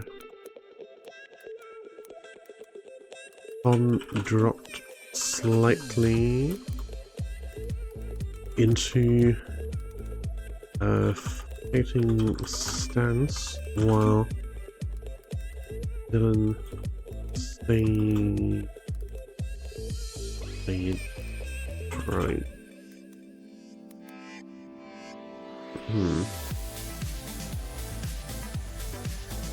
For a few more moments, both of them just stared at each other.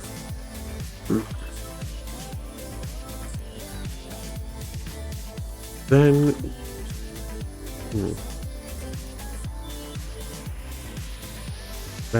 with a minute glance to the side, Dylan was... does Dylan attack first or does Tom attack first?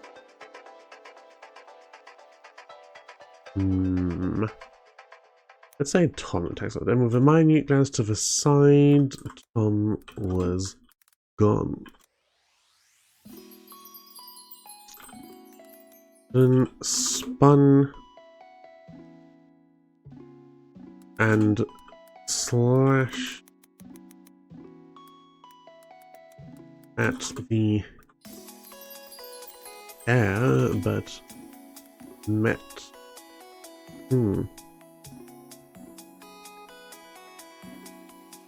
Then spun and slashed at the air, but met no resistance as Tom failed to materialize.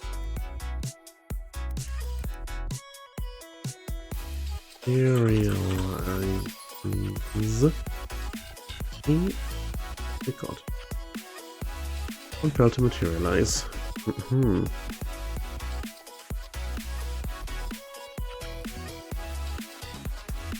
He immediately looked back. God, now I'm doing spontaneous fighting choreography of how do I want these people to teleport at each other as they fight. With a minute glance to the side, Thomas got. So he teleports. He wants to either bait out an attack or a teleport from Dylan, or he wants to go in for a slash. So, does he teleport next to him and go for it?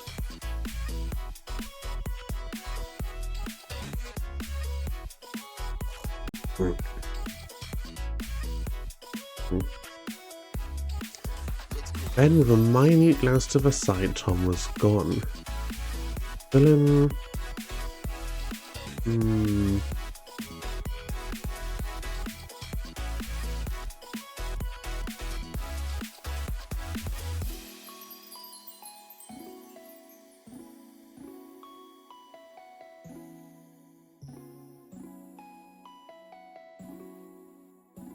Dylan spun and slashed at the air but met no resistance as Tom failed to materialize. He immediately looked back at where Tom had reappeared and immediately looked back at where Tom had reappeared, having teleported only slightly closer instead of next to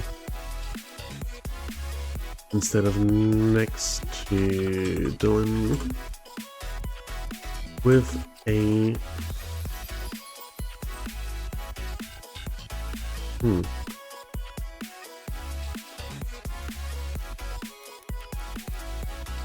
He immediately looked back at where Tom had reappeared, having teleported only slightly closer instead of next to Dylan. Keeping the momentum of his flash, he let it turn him even as he craned his neck to look backwards. In an instant, he appeared behind Tom, and in an instant he appeared behind Tom and lunged before he even turned to look forward again. Okay, let's not stretch this into much longer than it really needs to be. So, that's an okay short little fight scene, I think.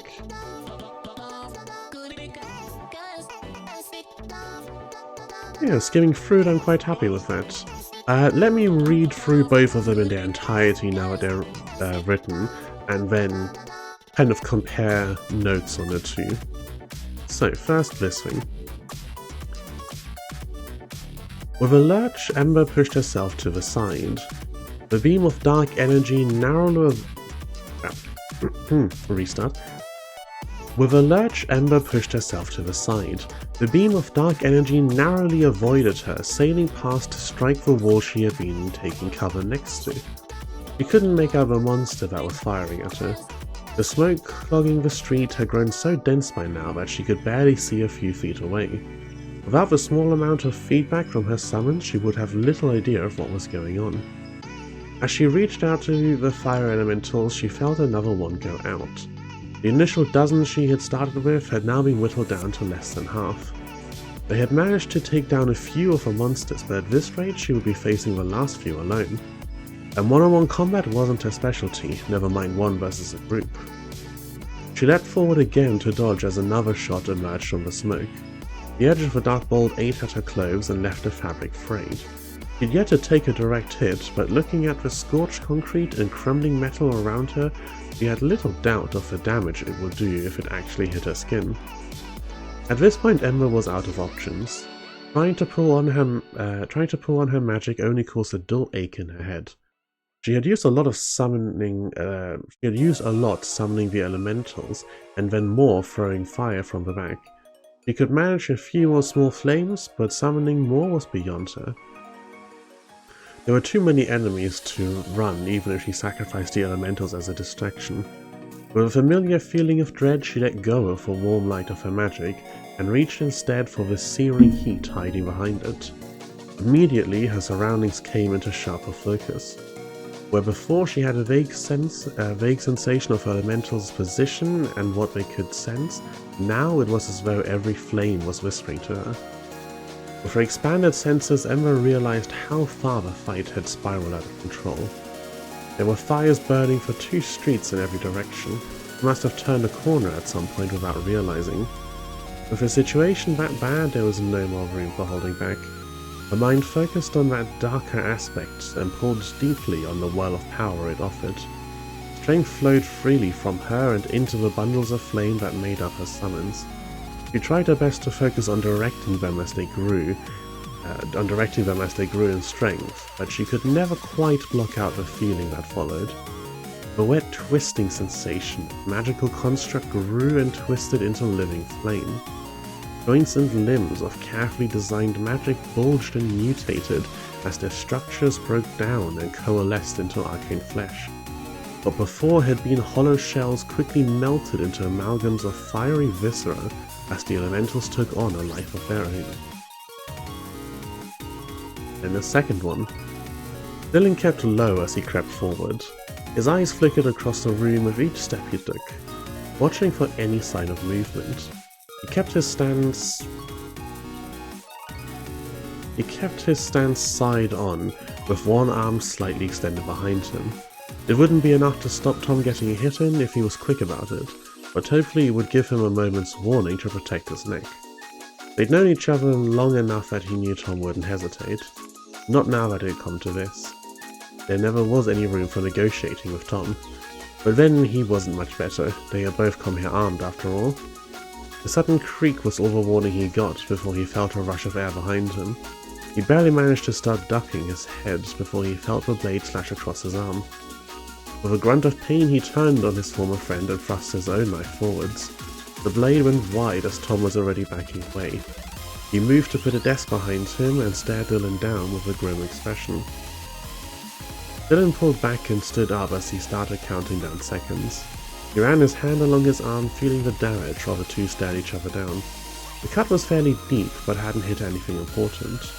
There'd be no getting behind Tom with the desk in the way. Even if he wouldn't need to turn around after teleporting, he couldn't get a good angle from up on the desk. Both men raised their knives as the seconds ticked down. Tom dropped slightly into a fighting stance while Dylan stayed upright. For a few more moments, both of them just stared at each other. Then, with a minute glance to the side, Tom was gone. Dylan spun and slashed at the air but met no resistance as Tom failed to materialize. He immediately looked back at where Tom had reappeared, having teleported only slightly closer instead of next to Dylan. Keeping the momentum of his slash, he let it turn him, even as he craned his neck to look backwards. In an instant, he appeared behind Tom and lunged before he'd even turned to look forward again. Overall, fairly pleased with both of those. Obviously, there'd be a bunch of editing that would still need to be done before I'd be happy enough to actually post either of these anywhere, but before I'd be willing to consider them done. But for a little writing exercise, I'm quite pleased with that, with what we've managed to pluck out of thin air here. As far as the initial point of this exercise, which was to write some different magic system style stuff, and then see how it felt overall,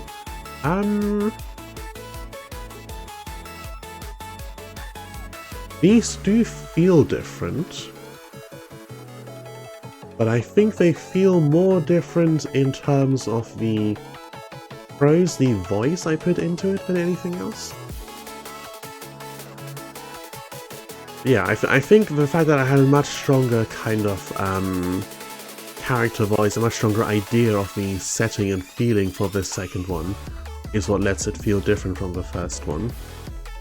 In both instances, I've got characters skulking around and trying to be subtle and careful with their magic. I think I probably needed to write something that was more aggressive, head-on fight to really get a good idea of whether these feel different to write a fight with. They are different, of course, but I think the difference comes more from the kind of narrative aspects of writing a fight scene, where stakes and stuff like that matter a lot, and it's important to consider what people can do, how much damage they can take and stuff like that in a fight scene. Like, if you watch a movie, an action movie, obviously the heroes take so many hits, so many wounds, way more than you would ever reasonably expect a person to actually be able to handle, and they walk away from it perfectly fine. And that's a narrative allowance, basically, because the fight scene needs to actually look interesting, and it's not as interesting for most people if it's only a few slashes or someone goes down in one punch. There are shows where that works, there are narratives where that works, but it has to be something you've built into it from the get-go. I think I'll need to do much more exploration of how to write magic to really get the feeling of how it works in here. I think some of the end of this kind of dipped into what I wanted. I was drawing fairly strongly on inspiration from the web serial Catalepsis and how that describes its magic, which is always really, really interesting. They've done a great job on that piece. Also Forge of Destiny, another web serial on Royal Road, also very good and has very interesting power descriptions. And in this one I was kind of just drawing on the vibes of like the Peaky Blinders TV show. Different dynamic, obviously. if this one had continued, then it would have been a very flashy, bombastic, big fire monster tearing things apart. Whereas this is a one person makes a move, another makes a move, and one wrong step will mean death. So obviously very different feeling to it. Yeah, I'm happy with that. I did not find as much difference between the two as I was hoping to. I imagine I would if I wrote a few more and made them more extensively different, but the purpose of experimenting is also sometimes to find that you don't get the things you expect, and then you can learn from that. I'm still happy with it overall. I do believe I will be calling it a day here. Shorter stream compared to what I've been doing recently, but a short stream here and there doesn't hurt. I have been feeling a little under the weather yesterday and today. You know, the sudden turn in temperature that I've had here. When it gets cold suddenly, I always do tend to get just a little bit off a cold, but it's not so bad. With all that being said, I don't think anyone's live that I know or is doing anything similar to what I'm doing. It's always a shame. I try to look for people who do writing streams and stuff like that, but never any to be found. Oh, good God, that error live. That error live on a 15-hour stream. My dude, your sleep schedule. Oh, my friend.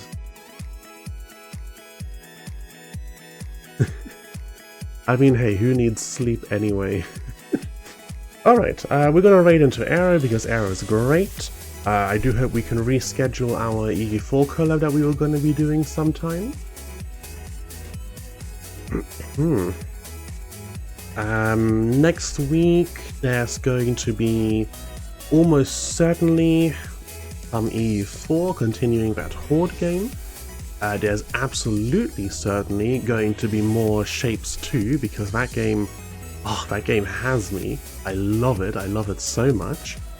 And probably some Book of Hours? Maybe. Maybe. We'll see.